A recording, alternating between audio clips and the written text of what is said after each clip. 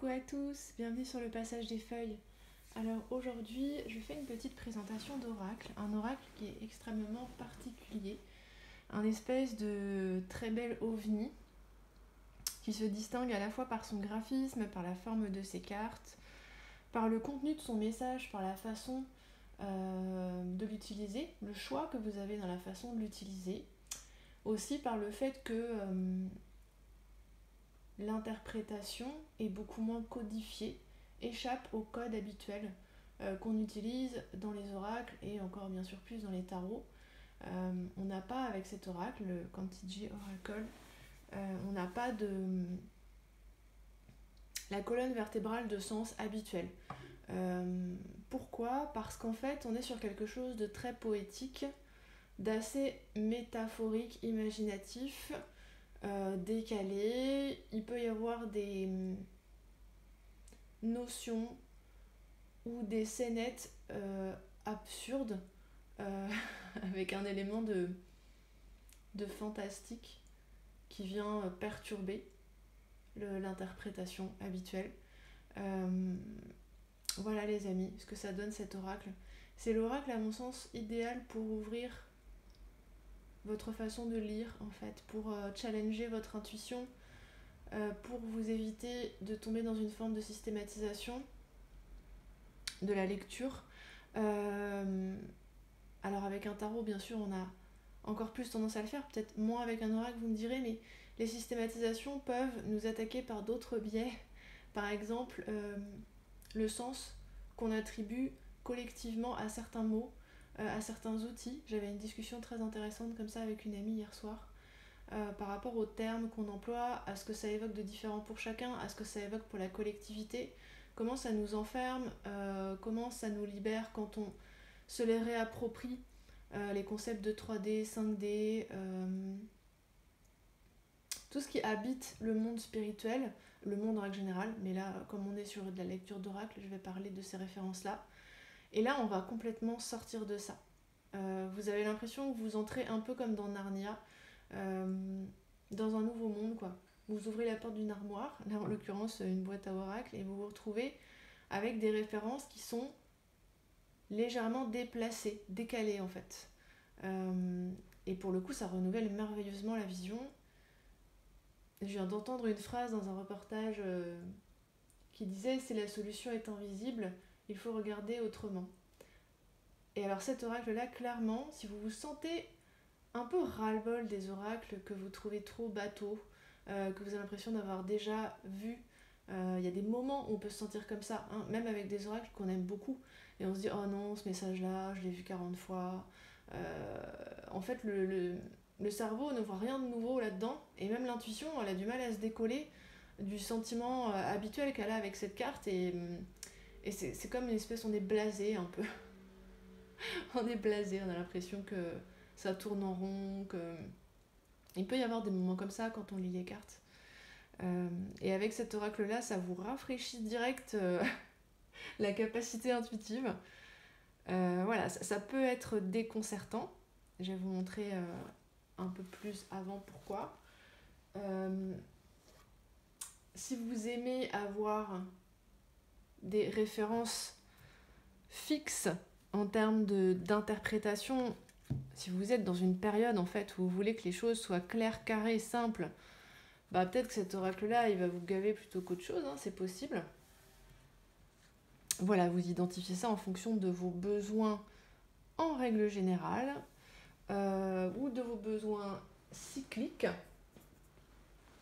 Moi, je le trouve extrêmement inspirant et intéressant cet oracle. Je vais commencer de façon assez inhabituelle par vous montrer les illustrations en fait, parce que j'ai l'impression qu'il faut aller tout de suite au cœur des choses avec cet oracle, parce que vraiment ces cartes elles sont tellement riches que vous pouvez les utiliser un petit peu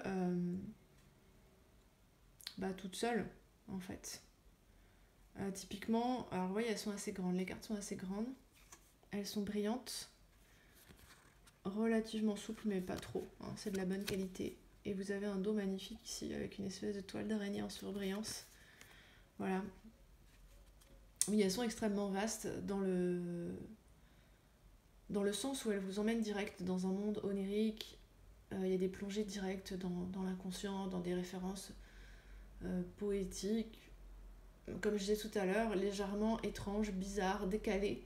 Et moi, tout ce que ça m'inspire, déjà de base, ça peut suffire. Je prends toujours une seule carte à la fois. J'ai encore pas fait de tirage avec ce jeu. Je sais pas si ça m'arrivera un jour. C'est quand même chaud. Ça vient donner une perspective différente sur une question. Par exemple, quel que soit le domaine ou la question que vous posez, si vous avez besoin d'une perspective différente, ce jeu-là, il risque de vous l'offrir en fait. Donc, les cartes sont toutes de cette forme ronde, avec un fond blanc. Soit on a comme ça une illustration qui prend place dans le fond blanc, soit on a une illustration à bord perdu qui vient emplir toute la carte, soit aussi on a des illustrations rondes de ce type-là, mais où un bord blanc extérieur est conservé. Voilà, donc la mise en page varie en fonction de... Je suppose que les créatrices ont voulu mettre dans la carte. Donc c'est numéroté. Les numéros correspondent au cycle de l'année, au cycle des saisons, qui est découpé assez finement. Je vous montrerai ça en introduction de l'ouvrage tout à l'heure. Et on a une petite phrase qui résume un peu l'énergie de la carte, qui est tout aussi poétique que l'image, qui fait en rien appel au mental, à la raison. C'est un oracle qui est censé exalter la voix de la terre. Je crois que le sens qui a souhaité être donné à ce terme Kantiji, c'est la chanson que la terre chante, quelque chose comme ça. Qui est bien sûr pas une chanson qui est écoutable, reconnaissable et compréhensible par l'esprit, par l'intellect, le mental, quelque chose de rationnel, de carré, de classifié, de divisé en petites cases, toujours identiques. Là, ça va vraiment être une énergie beaucoup plus souple, englobante, qui va faire appel à toutes les sphères de compréhension qu'on a en nous et pas juste l'intellect. Vraiment des sphères beaucoup plus profondes, à différents niveaux, vraiment comme je vous disais tout à l'heure, plutôt des plongées dans l'intériorité, dans l'inconscient, après on appelle ça comme on veut, mais là justement où s'éveillent nos capacités intuitives et où résident, j'ai l'impression, les racines de notre univers onirique et de notre imaginaire aussi. Voilà. Je vais vous montrer maintenant juste les cartes.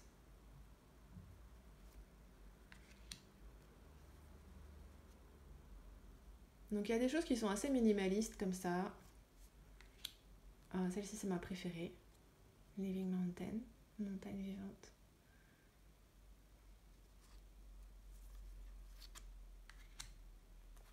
On a des jeux de motifs sur certaines cartes.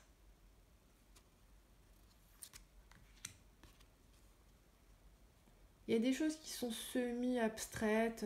Il y a ce jeu très intéressant de l'aquarelle avec les couleurs qui se fondent, qui se mélangent, qui contaminent d'autres parties de l'illustration.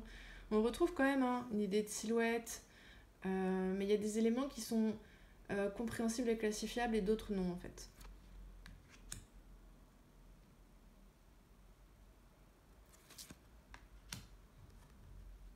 Donc les points de repère finalement, si vous voulez des points de repère un peu rationnels, parce que quand même là, on est vraiment dans des sphères de compréhension qui n'ont pas grand chose à voir avec le rationnel et l'intellect, le livre vous les fournira. Donc ne vous découragez pas tout de suite, vous allez voir que le livre est hyper bien fait, sans doute un des livres les mieux faits que j'ai jamais utilisé. Comme celle-ci est belle, celle-là m'inspire énormément. Il y a certainement des concepts qui vont vous inspirer plus que d'autres.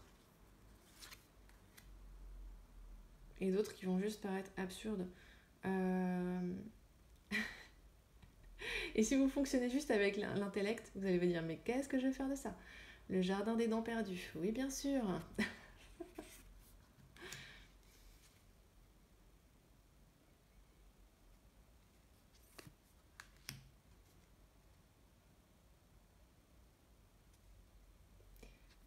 La manière de travailler les illustrations reste assez inhabituelle, je trouve, dans le paysage des cartes tel qu'il est actuellement.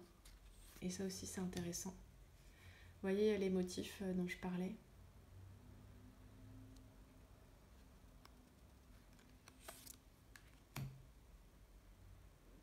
Cette carte qui fait beaucoup penser à la force.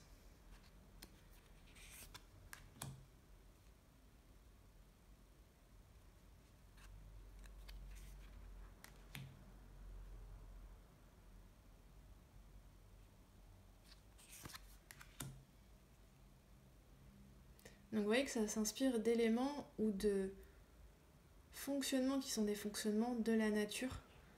C'est avec la pollinisation. C'est la végétation qui est représentée la plupart du temps. De temps en temps, il y a un être humain, de temps en temps, il y a un animal, des parties du corps, etc.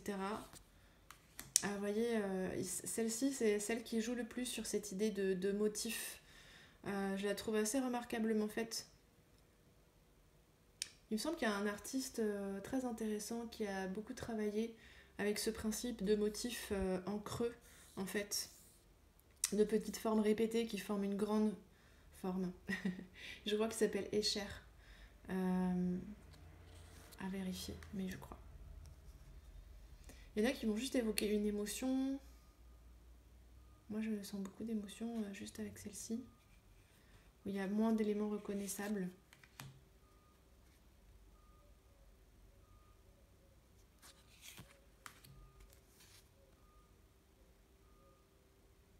Je suis désolée si vous entendez les bip bip des travaux.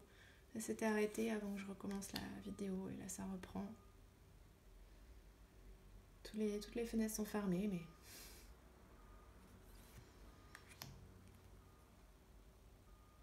Ouais, ce concept là d'associer les os que je crois être ceux du bassin avec des ailes, tout de suite ça... En fait ça évoque des choses sur le plan symbolique qui ne sont habituellement pas croisées. Ça évoque une forme de contradiction, ça évoque aussi juste l'imaginaire qui part en sucette et qui commence à avoir des visions Lovecraftiennes ou des trucs comme ça.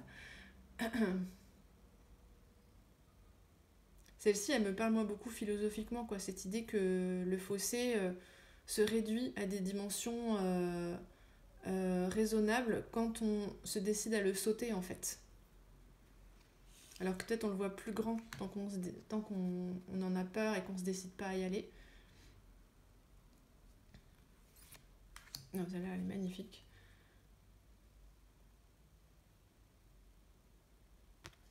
Voilà. Je vous montre ce tas-là et après on va voir le bouquin.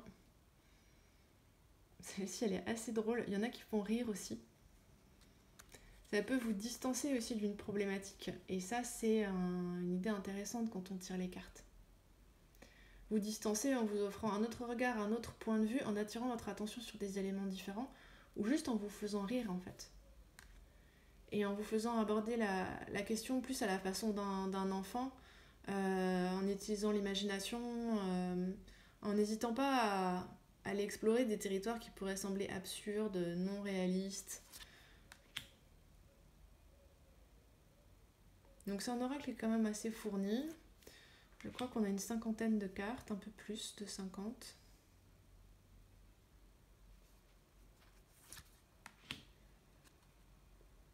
Mais les cartes méritent vraiment qu'on s'arrête dessus une par une. Alors j'en profite pour faire un petit aparté technique, parce que les cartes ont beau être plastifiées, elles glissent assez mal, je trouve. Ce jeu, il n'est pas facile à mélanger, d'une manière traditionnelle en tout cas. Vous voyez, ça grippe un peu en fait, ça a tendance à faire des paquets. Et en plus, comme elles sont assez grandes, quand on a une petite main, c'est pas toujours facile. Mais bon, ça reste un inconvénient extrêmement mineur au regard de ce qu'offre cet oracle en termes de nouvelles possibilités, en termes de contemplation, même de certaines illustrations. Il y en a, on a juste envie, moi celle-ci, j'ai juste envie de continuer à la regarder et laisser mon esprit cheminer de son côté, mon imagination faire des boucles et des, des tours et des détours.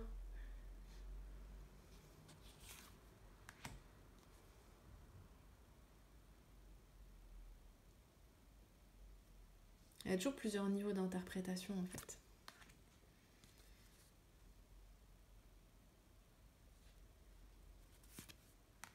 J'aime beaucoup celle-ci, ça c'est un concept qui va me parler tout de suite.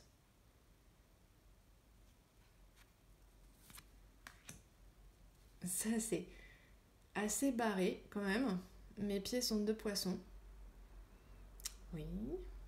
Enfin, vos pieds.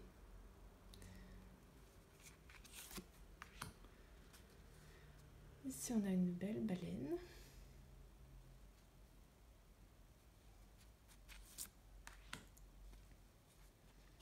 Celle-là aussi, elle me parle pas mal. Elle évoque pas mal aussi l'arcane majeur du pendu.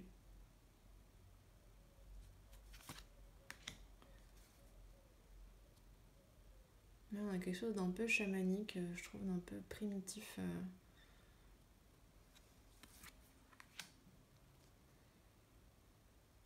Ça, c'est l'illustration qu'on trouve sur la boîte et sur le livret. Boîte que je n'ai pas gardée à mon habitude maintenant. Je me suis décomplexée du ménage sur les boîtes là parce que c'était plus possible en termes de place. Et puis comme habituellement on avait un logement qui mettait les cartes sous le livret et moi ça me plaisait pas. Donc j'ai pas gardé la boîte mais c'est une boîte cloche classique de bonne qualité. Voilà, si vous aimez bien cette disposition là, ça vous conviendra. Moi je préfère utiliser un petit sachet à fleurs beaucoup plus agréable à mon sens qui prend moins de place.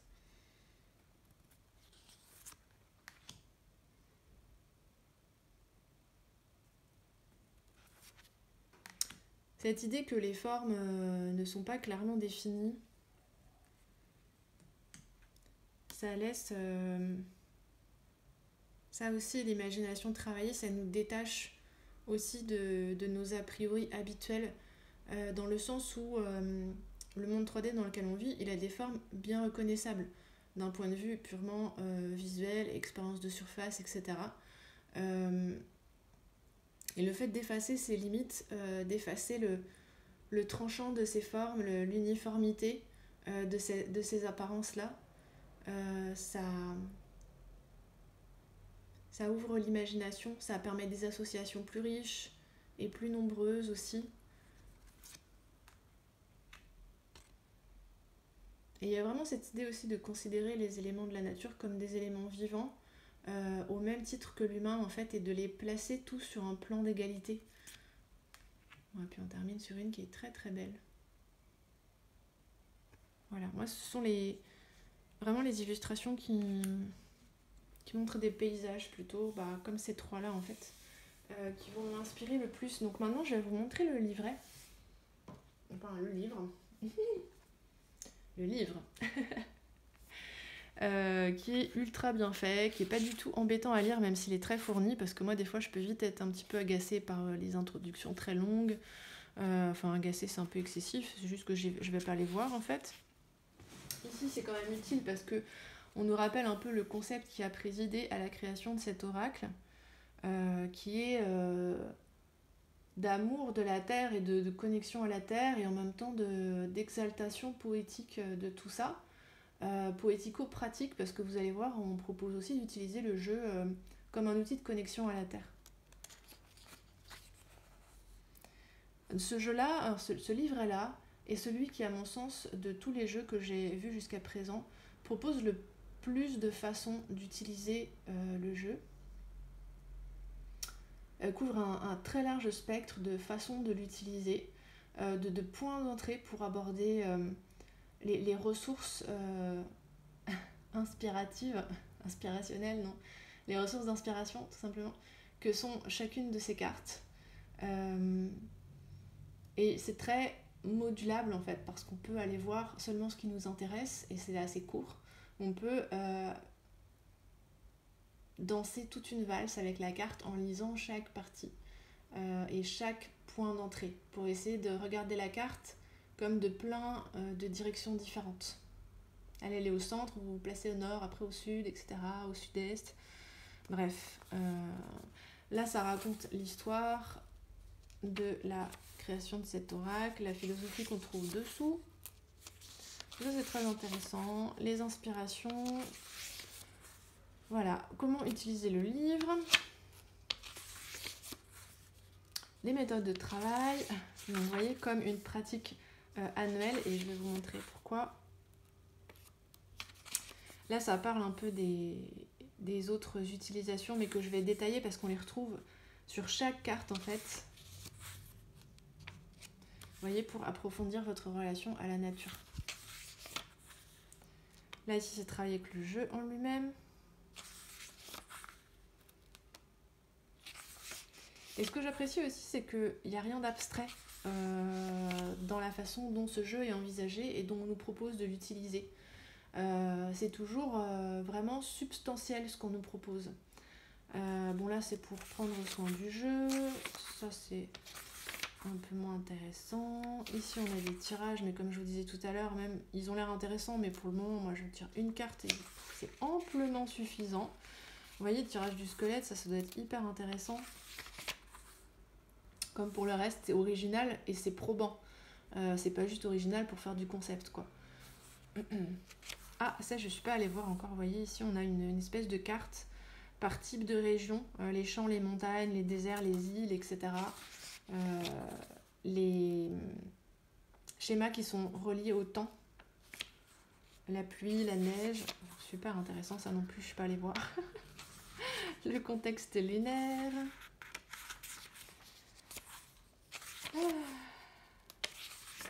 Les éléments, c'est une perspective taoïste. Voilà. Ici, vous commencez à avoir des indices pour lire vos cartes. Donc là, c'est l'oracle envisagé comme un cycle annuel. Et donc, chaque carte est classée à une période de l'année, à un moment d'une saison particulier, en fait. Vous voyez, chaque saison est divisée en plusieurs. Par exemple, ici, les cartes 1 à 5 vont relever de l'énergie du solstice d'hiver et du début de l'hiver. Ici, vous avez les cartes qui s'insèrent au cœur de l'hiver, le milieu de l'hiver. Et ici, la fin de l'hiver. Et vous voyez, ça court, hein, ça court de manière continue, où ensuite on va vers le printemps, l'été, l'automne, etc. Donc on commence là par l'hiver, en fait, par l'équinoxe, par le solstice, pardon, d'hiver. Et ce qui est bien, c'est que si vous voulez utiliser la carte seulement avec cette approche-là, bah, ça vous donne déjà pas mal d'éléments, parce que ça l'insère dans une saison. Et ensuite, vous avez cette petite phrase clé qui est très pertinente et percutante la plupart du temps et qui va vraiment à l'essentiel. Donc ça, c'est une approche très rapide. Ensuite, ici, vous avez l'approche de la carte dans son entier et de toutes les catégories grilles de lecture qui vous sont proposées. Donc ça débute toujours par un rappel du titre de la carte et de la petite phrase, vous voyez, qu'on trouve en bas de la carte. Une petite phrase poétique, de précision poétique de la carte. Vous avez une première partie en italique qui vous emmène dans la carte, un petit peu comme, je parlais de Narnia tout à l'heure, c'est un peu comme si, voilà, on vous prend par la main et on vous plonge dans le paysage de la carte. Avec les sensations que ça évoque, les éléments qui s'y trouvent, ça peut constituer une description de la carte, mais c'est pas plat, donc c'est pas vraiment une description. C'est plus de vous immerger dans l'énergie de la carte. Ensuite, vous avez les petites notes clés qui sont celles qu'on trouvait ici dans le cycle annuel, qui sont répétées. Ici, vous avez la symbolique. Ici, vous avez la guidance en elle-même, qui va sans doute ressembler le plus à ce qu'on trouve habituellement dans les livrets d'oracle. Ici, vous avez la carte comme icône. Et là, on vous propose de vivre un peu une aventure avec l'illustration vraiment de la carte. Vous voyez, laissez cette image vous rappeler la fécondité du vide. Essayez d'entrer dans cet espace de vide, etc. etc. Ici, c'est comme un portail, donc là, ça va poser des questions. Des questions très pertinentes. Il n'y en a pas trop, souvent, il y en a 2, 3 des fois, je crois. Mais voilà, là, on a une idée d'exercice qui est toujours pareil, simple, pertinent, généralement faisable avec ce qu'on a sous la main, pour expérimenter la carte. Ici, vous avez une idée d'exercice créatif. Ça c'est génial, hein. Ça donne des super idées, vraiment. Et ça élargit encore l'expérience de la carte et ça vous emmène même ailleurs, pour le coup, que dans le domaine d'une simple lecture de cartes. Ça exalte votre créativité et ça élargit aussi votre créativité. Vraiment, cet oracle, il est super. Hein. Et ici, c'est la connexion à la Terre. Donc, lire la carte dans le cadre d'un état d'esprit ou d'une pratique, ou souvent les deux, qui pourraient vous relier un peu plus à la Terre. Voilà la possibilité les possibilités qui sont offertes. C'est juste génial. Et vous avez ça pour chaque carte qui explique que l'ouvrage soit extrêmement fourni. Voilà. Voilà les amis, je pense que j'ai dit l'essentiel sur ce jeu. Je suis loin de l'avoir vraiment exploré complètement. Je sais même pas si c'est faisable dans l'absolu, mais vous voyez, j'ai même pas encore fait de tirage. Mais en réalité, c'est tellement dense en termes de matériaux. Et vous voyez, matériaux en termes d'illustration, en termes d'évocation intuitive, onirique, déjà d'exploration purement instinctive de la carte, et matériaux aussi, derrière, intellectuels, en termes de référence, en termes d'exercice pratique, en termes de sortie de route avec des questions pertinentes et tout. Enfin, c'est pas possible de pas trouver à manger dans cet oracle si bien sûr l'approche vous parle.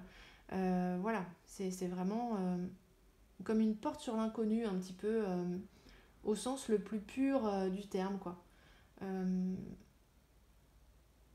Voilà, quelque chose qui n'a jamais été fait avant, j'ai cette impression.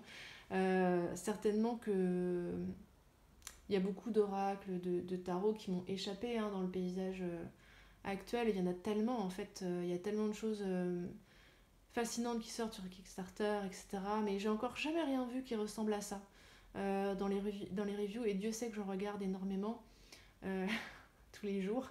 Donc voilà, ça m'a vraiment interpellée. Et celui-ci est un mass market, j'en ai pas parlé. Et pour le coup, on est sur un prix qui est raisonnable, qui est d'une trentaine d'euros. Et donc qui est accessible à tout le monde. Voilà, quasiment tout le monde, je pense. Encore un point positif.